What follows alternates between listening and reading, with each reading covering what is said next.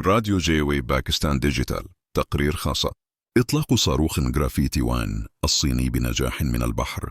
أطلقت الصين يوم السبت صاروخها جرافيتي 1 من المياه القريبة من هايانغ في مقاطعة شاندونغ، حيث نجح في وضع 3 أقمار صناعية في المدار. وتعد هذه ثاني رحلة لصاروخ جرافيتي 1، ففي يناير 2024 سجلت رحلته الأولى أرقاما قياسية، منها كونه أقوى صاروخ تجاري يعمل بالوقود الصلب في العالم، وأول صاروخ صيني تجاري يستخدم معززات جانبية. أعزائنا المستمعين والمشاهدين، يمثل هذا الإنجاز خطوة جديدة في طموحات الصين الفضائية المتسارعة، مؤكدا موقعها المتقدم في مجال الابتكار الفضائي العالمي.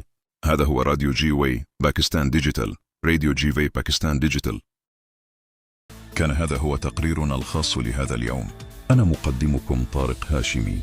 كونوا على تواصل دائم مع راديو جيوي باكستان ديجيتال. دعاؤنا أن يعم الحب والسلام والأخوة في كل مكان تصل إليه أصواتنا وصورنا.